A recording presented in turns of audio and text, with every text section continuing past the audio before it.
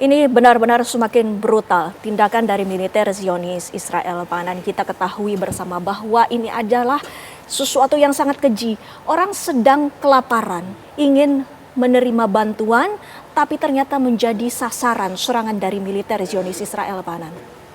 Ya, memang Israel akhirnya menggunakan kelaparan warga itu atau rakyat sipil yang kelaparan itu sebagai senjata perang.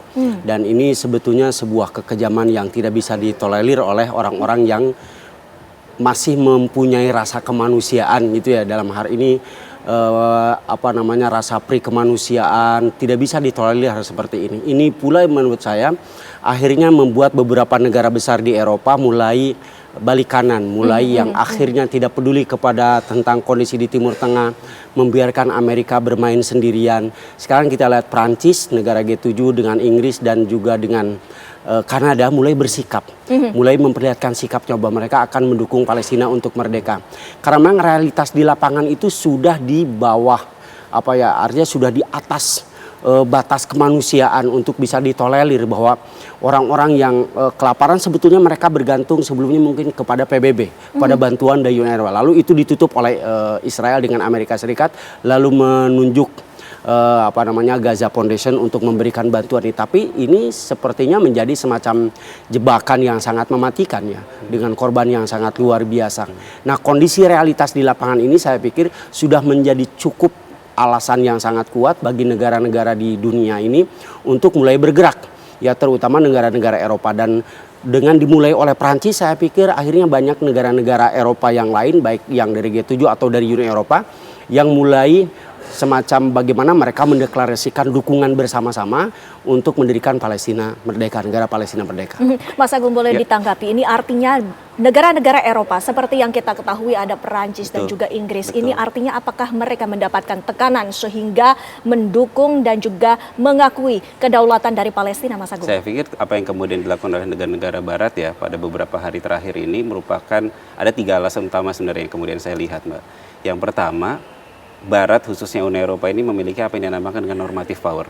Jadi kecenderungan mereka untuk menggunakan atau mengedepankan isu yang sifatnya universal, HAM segala macam seperti itu. Itu yang memang mereka senantiasa berusaha untuk jaga. Apalagi dalam beberapa waktu terakhir juga beberapa lembaga-lembaga non negara itu seperti halnya Amnesty International memberikan laporan bahwa negara-negara Eropa atau negara-negara Barat komplisit atau ikut serta berkontribusi terhadap genosida yang dilakukan oleh Israel terhadap warga Palestina. Jadi pertama mengganggu dalam konteks normative power. Yang kedua, saya tidak bisa memungkiri ada aspek terkait dengan masalah ekonomi. Dalam hal ini adalah bagaimanapun perang dalam waktu 2 tahun ini mengganggu dalam konteks perekonomian global. Meskipun kita lihat hotspot utamanya adalah Gaza. Tapi eventnya terjadi di berbagai macam tempat. Ya, kita sempat melihat dinamika yang terjadi antara Israel dengan Iran. Itu mengganggu dalam konteks energi. Tentu ketika kita bicara masalah energi, minyak, gas, itu akan mempengaruhi bagaimana kepentingan negara-negara Barat. Lalu belum lagi kita berbicara dalam aspek jalur supply global. Dalam hal ini ketika perangnya memang ada di Gaza, tapi kemudian eventnya juga terjadi di wilayah Laut Merah, Houthi dan segala macam, itu mengganggu semua. Ya. Artinya ada aspek ekonomi juga mengganggu Eropa. Dan dalam hal ini sebenarnya Eropa bersikap karena memang juga mereka adalah mitra dagang terbesar bagi Israel. Bahkan 28-34% volume perdagangan Israel itu paling besar adalah terhadap Eropa. Yang kedua baru Amerika Serikat, yang ketiga baru dengan Cina. Dan yang ketiga sebenarnya ada aspek perihal masalah persepsi publik domestik di berbagai macam negara. Tidak bisa dipungkiri negara-negara demokratik yang kemudian sangat mendengar bagaimana aspirasi publik itu berada. Data kemudian kalau boleh saya menggunakan data YouGov itu menunjukkan di Eropa sekitar bulan Mei ketika mereka melakukan survei ada 6-12% orang-orang Eropa yang menganggap bahwa apa yang dilakukan Israel sebagai bentuk self defense. 6-12%. Berarti sisanya punya persepsi yang berbeda gitu. Artinya dalam hal ini menjadi satu fakta yang menarik. Berarti ada dorongan publik domestik di berbagai macam negara yang sebenarnya ditunjukkan dengan berbagai macam aksi demonstrasi ya sebenarnya seperti itu, menginginkan adanya perubahan-perubahan tersebut. Dan hal ini kan juga dilakukan oleh berbagai macam negara kan. Bahkan yang tadinya sebelumnya negara-negara relatif tidak punya kekuatan yang dominan dalam konteks Eropa, ternyata sekarang negara-negara dominannya sudah mulai bergerak. Bahkan seperti halnya Inggris sudah mulai untuk mensuspend atau menunda negosiasi perihal masalah EU Inggris Israel free trade area. Negosiasinya di suspend dulu sebentar. Dan ada usulan juga dari berbagai negara Eropa untuk juga menghentikan atau melihat kembali kerjasama perihal masalah, karena EU dengan Israel itu ada namanya EU Israel Association Agreement.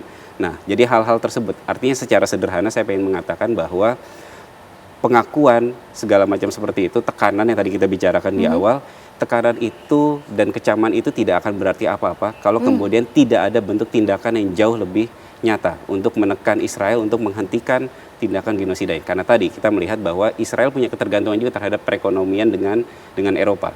Tentunya gonjang-ganjing kecaman yang diberikan oleh Eropa, saya rasa di titik tertentu akan memberikan titik juga tekanan juga terhadap Israel untuk kemudian bersikap. Ya, karena dalam realitasnya seperti yang tadi kita lihat, kalau lihat dalam bantuan kemanusiaan tadi kan semenjak Mei itu hanya sekitar 70 truk yang boleh dimasukkan. Betul. Sedangkan data PBB menunjukkan bahwa sehari itu seharusnya ada 500 sampai 600 truk yang harus masuk. Iya. Artinya Israel hanya mengizinkan 12% truk yang diizinkan untuk masuk. Ini kekejian yang begitu luar biasa yang kemudian dilakukan oleh Israel. Betul. Dengan adanya sikap dari Eropa sendiri yang telah melakukan keputusan seperti itu dan juga tekanan dari masyarakatnya sendiri, apakah ini bisa diartikan sebagai angin segar ke depannya untuk Palestina memerdekakan Palestina dan juga kedaulatannya ini diakui? Ya, kalau dalam hal ini kita akan berkorelasi dalam 1-2 hari terakhir ada yang dinamakan dengan deklarasi New York. Di PBB kemudian negara-negara yang disponsori oleh Prancis dan Arab Saudi menyepakati hal tersebut ya bersama negara-negara yang lain. Cuma yang jadi realitas adalah kita saya masih melihat itu sebagai satu bentuk ritual diplomasi. Artinya ritual penting nggak? Penting. Gitu. Sebagai bentuk posisi kita ada di mana, penyamaan persepsi dan segala macamnya. Tapi it means nothing kalau tidak terkonversi dalam tindakan yang sifatnya lebih nyata.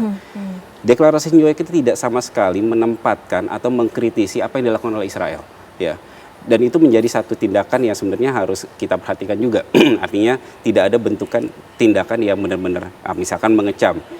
Israel apa sih yang kemudian tidak dilanggar? Kalau tadi kita menyinggung perihal masalah yang disinggung Pak Anan tadi, perihal masalah famine as a weapon. Kelaparan sebagai senjata. Itu melanggar Konvensi Jenewa 1949. Betul. Itu melanggar juga ketika kita bicara masalah Statuta Roma 98. Itu juga melanggar juga ada resolusi Dewan Keamanan PBB nomor 2417 tahun 2018. Ini memperpanjang sebenarnya kesalahan-kesalahan tersebut. Tapi ketika bicara deklarasi New York tidak bicara tentang kekejian yang kemudian dilakukan oleh Israel. Itu justru yang dibicarakan adalah Hamas kemudian harus meninggalkan kekuasaannya di Gaza seperti itu. Ya, seolah-olah menempatkan pada kedua belah pihak ini aktor-aktor antara Hamas dengan Israel dalam posisi yang benar-benar setara. Tidak, ini perang ini sifatnya sudah asimetrik. Gitu. Ini perangnya sudah sangat punya gap yang begitu luar biasa seperti itu. Bahkan yang kita lihat dalam konteks di Gaza hari ini penghancuran total yang kemudian dilakukan oleh Israel terhadap warga Palestina di Gaza. Respon tersebut juga telah kami dengar dari negara-negara di Timur Tengah yang juga sepakat agar Hamas ini juga segera untuk meninggalkan persenjataannya. Menurut Pak Anan seperti apa? Ya tadi bahwa dukungan yang begitu besar atau ya tadi katakan bahwa sebagai momentum yang begitu besar bahwa ini adalah angin segar untuk perdamaian di Timur Tengah. Tapi permasalahannya adalah kondisi di Timur Tengah itu sendiri bisa dikatakan tidak siap untuk angin segar ini. Baik itu secara regional kawasan Timur Tengah secara keseluruhan atau bahkan juga di Palestina itu sendiri. Permasalahannya adalah misalnya kita lihat ketika proses pengakuan dunia internasional ini, tetapi masalah internal Palestina sendiri kan kita tahu bagaimana konflik antara Hamas dengan PLO ini kan bisa dikatakan sebuah mempunyai jalur diplomasinya masing-masing. Bisa dikatakan kalau PLO itu lebih kepada diplomasi, negosiasi seperti itu kan, diplomasi politik menggunakan perjuangannya seperti itu. Sementara kalau kita lihat Hamas kan lebih kepada karena Israelnya juga menggunakan senjata, maka mereka juga menggunakan senjata. Nah, maka ketika sekarang ada tekanan dunia internasional untuk melucuti senjata Hamas gitu ke depannya. Nah, ini permasalahannya jaminannya memberhentikan penjajahan Israelnya itu di poin mana? Seperti katakan Mas Agung bahwa sekarang sepertinya bahwa Israel itu sama sekali tidak melakukan kesalahan apapun. Bahkan sekarang misalnya kecaman-kecaman datang dari negara barat, dari negara Timur Tengah misalnya mengecam serangan Hamas pada tanggal 27 Oktober pada waktu itu kepada kepada Israel itu dikecam. Tapi tidak ada satupun negara-negara di Timur Tengah yang mengecam Israel atas apa yang terjadi sekarang, misalnya ya kelaparan tadi, terus memberhentikan semua bantuan PBB, menuduh UNRWA itu sebagai bagian daripada ekstremis Palestina gitu ya. Nah, hal ini sebetulnya harus menjadi perhatian bersama bahwa dukungan yang besar dari dunia dan terutama di Eropa sekarang itu, saya pikir kalau momentum ini tidak bisa digunakan dengan baik, ya maka itu akan menguap begitu saja gitu ya, akan menguap begitu saja. Artinya ketika Prancis membuka pintu, membuka kesempatan, lalu didukung oleh Inggris, lalu didukung oleh Kanada dan juga 14 negara Uni Eropa untuk mendukung Palestina, tetapi secara internal di Timur Tengah dan juga di domestik di Palestina sendiri, ya kurang begitu siap menerima hal ini, bahwa akan sejauh mana momentum ini digunakan untuk membawa kemerdekaan untuk Palestina. Kemudian yang unsur yang kedua yang menjadi akan begitu rumit, belum ada roadmap yang jelas pembentukan negara Palestina. Ini belum ada. Kenapa? Karena garis-garis negaranya itu akan kembali ke tahun berapa? Apakah ke tahun perang tahun 48, apakah 67, apakah 78? Yang jelas Israel sama sekali tidak melepaskan bagian-bagian kecuali Gaza yang 100% orang dikuasai oleh bangsa Palestina. Adapun di tepi barat sekarang kita tahu Yerusalem Timur gitu ya, itu semuanya sudah didirikan pemukiman-pemukiman Yahudi walaupun itu dikecam oleh seluruh dunia. Nah, perbatasan negaranya, yang namanya sebuah negara mereka kan harus ada punya perbatasan yang jelas. Nah, perbatasannya itu akan kemana? Terus kalau ke tahun 67 terlalu misalnya, itu adalah perang, bisa dikatakan sebagai perang kemenangan Israel di situ, kembali ke tahun itu. Masalahnya Israel mau tuh tidak? Israel setuju atau tidak? Jadi solusi dua negara ini pun bagi Israel itu akan sangat sulit untuk diakui gitu ya, untuk diakui. Kita tahu kata Mas Agung tadi bahwa begitu banyak resolusi PBB yang tidak pernah dihiraukan oleh Israel gitu sama sekali. Nah, sekarang ketika dunia menekan, tetapi kalau menurut saya, kalau gerakan Prancis ini momentumnya digunakan oleh OKI, oleh Palestina, oleh negara-negara seperti ASEAN bahkan ya, oleh Indonesia misalnya, oleh seluruh dunia lah. Saya pikir bahwa ujungnya yang namanya Israel dengan Amerika Serikat itu akan terisolir dari kancah politik internasional. Tapi Anda juga tadi menyampaikan bahwa sesungguhnya meskipun ada peranan dari berbagai pihak, ini artinya kemerdekaan dari Palestina itu masih jauh dari pandangan mata kita. Kita bahas nanti Bapak-Bapak usai jeda berikut ini pemirsa. Kami akan kembali. Yang menjadi keprihatinan dari seluruh dunia adalah bahwa anak-anak menjadi korban. Tidak hanya menjadi korban dari serangan Zionis Israel, tapi juga menjadi korban karena kelaparan. Mas Agung, kita ketahui bersama bahwa utusan dari Amerika Serikat ini telah memantau bantuan kemanusiaan dari Palestina, tapi kita juga ketahui bersama bahwa sikap dari Amerika Serikat ini tidak berubah. Mereka tetap berada di belakang Israel. Ini menjadi sebuah ironi dan kontradiksi yang Betul, ya, ini jadi ironi dan kontradiksi, Mbak. Apalagi kemudian kedatangan Witkoff kemudian ke Gaza itu kan satu yang kemudian site yang dikunjungi adalah GHF, Gaza Humanitarian Foundations, yang buat Human Rights Watch itu menyatakan bahwa keberadaan GHF-nya adalah death traps. Ya. Ini kalau tadi disebutkan ada 162 gara-gara malnutrisi ya orang-orang Gaza tewas. Tapi gara-gara tempat bernama GHF itu menjadi tempat untuk melakukan pembantaian juga terhadap orang-orang Gaza. Bahkan data terakhir bisa menyebutkan sudah lebih dari 1.000 gara-gara sekedar untuk mengantri urusan makanan dan segala macam ya. Itu kan menjadi satu bentuk yang sifatnya benar-benar ironi gitu ya. Bahkan kalau tadi juga disebutkan bahwa sekarang pengiriman bantuan juga dilakukan oleh beberapa negara dengan menggunakan bantuan lewat udara. Airdrop itu adalah last resort menurut saya. Dia ketika bantuan darat tidak bisa masuk, maka yang dilakukan adalah bantuan lewat udara. Tapi itu benar-benar last resort. Harusnya kemudian ada upaya yang kemudian jauh lebih masif untuk mendorong Israel untuk membuka perbatasan. Nah, saya sepakat sekali apa yang disampaikan oleh Pak Anan tadi. Ini harusnya dilihat dunia internasional sebagai bentuk momentum. Termasuk Indonesia sebenarnya kalau kita mau secara reflektif ya. Ya, artinya ini kita tidak bisa menjadi lihat ini sebagai satu bentuk tontonan saja, tapi ini sebenarnya modal diplomasi juga. Apalagi ketika melihat negara-negara Eropa dan negara-negara Barat sudah memberikan satu sikap, bahkan juga ada sedikit kecaman dan segala macam seperti itu sinyalemen yang positif. Belum lagi ketika kita melihat ada poin kedua bicara tentang deklarasi New York Declaration yang Indonesia include di dalam situ. Dan satu poin yang kemudian kita bisa lihat misalkan, dan kontribusi kita sebenarnya bisa jauh lebih nyata sebenarnya. Contoh, dalam satu poin ketika bicara masalah deklarasi New York, dia berbicara tentang adanya kebutuhan adanya Temporary International Stabilization Mission, yang itu bisa kita definisikan sebagai semi PKO, semi peacekeeping operations. Saya sangat sepakat dengan apa yang disampaikan Pak Anand tadi, bahwa sekarang di lapangan itu tidak ada mekanisme terkait dengan pencegahan dari kekerasannya. Ini kekerasan bukan terjadi sekedar 2003 loh, 2023, tapi kalau kita tarik ke belakang itu sudah banyak sekali konflik yang kemudian akhirnya eskalasi yang kemudian muncul, bahkan itu yang mendapatkan banyak menjadi korban adalah orang-orang Gaza. Dan sampai sekarang belum ada satu mekanisme yang akhirnya memitigasi dari kekerasan yang kemudian terjadi seperti itu.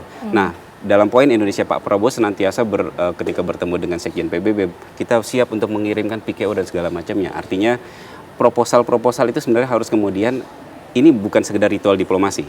Diplomasi tidak bisa kita pahami sebagai satu bentuk ritual saja. Ya. Bagus, oke, itu sebuah ritual, tapi harus ada tindakan nyata yang harus sifatnya lebih konkret. Pengakuan bagus nggak? Bagus. Dan itu penting dalam posisinya Palestina.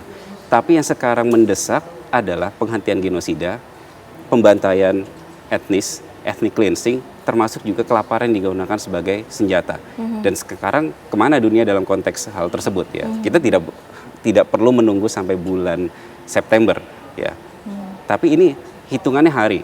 Hitungan nyawa itu bukan hitungan Setiap harinya pasti akan ada korban, bahkan anak-anak juga yang menjadi korban, padahal anak-anak ini kita ketahui tidak bersenjata, juga tidak membahayakan negara. Kita ketahui bersama kondisinya seperti ini, Pak Anand. Tapi kita ketahui pula bahwa bantuan yang lewat udara yang tadi disebutkan oleh Mas Agung ini karena adanya perbatasan yang ditutup.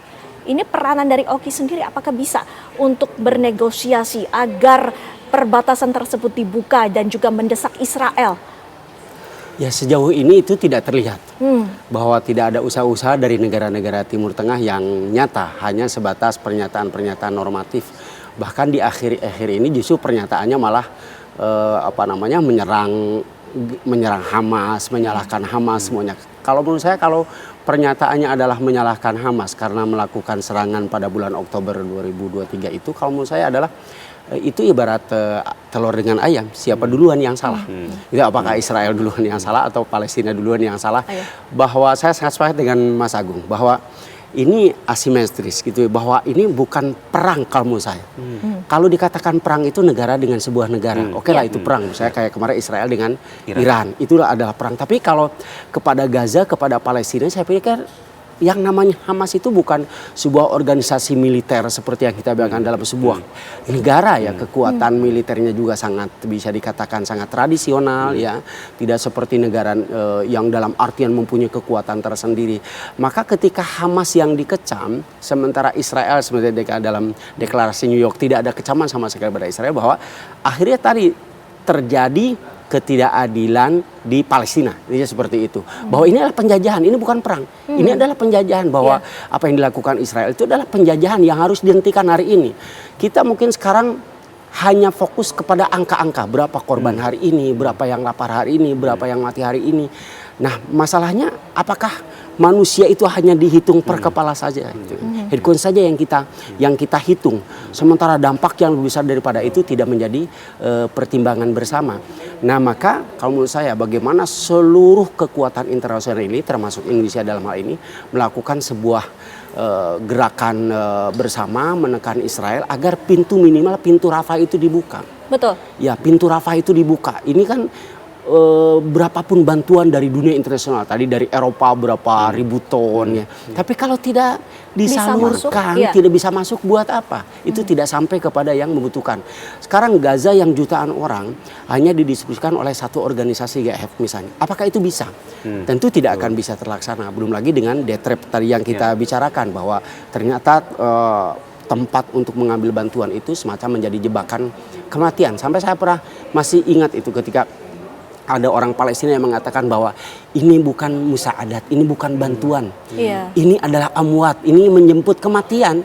Bukan menyebut bantuan, ini menyebut kematian. Itu sambil memperlihatkan orang-orang yang memeluk gandum, memeluk bantuan itu, ya akhirnya tewas di tangan kekejaman Zionis Israel. Nah, artinya ini kita tidak bisa berharap kepada negara di Timur Tengah karena memang semuanya bisa dikatakan tidak bisa melakukan sesuatu power yang sangat kuat. Kita berharap adalah seperti yang sekarang momentum yang diberikan oleh Perancis dan negara G7 itu. Yang menjadi miris adalah bencana kelaparan yang dialami oleh warga Palestina ini adalah sebuah bentuk genosida yang dilakukan oleh militer Zionis Israel. Terima kasih Bapak-Bapak waktunya bersama kami. Kita harapkan juga bahwa kesepakatan kedaulatan dari Palestina ini segera tercapai. Terima kasih sekali lagi. Terima kasih sekali Apa lagi. kabar Indonesia Malam?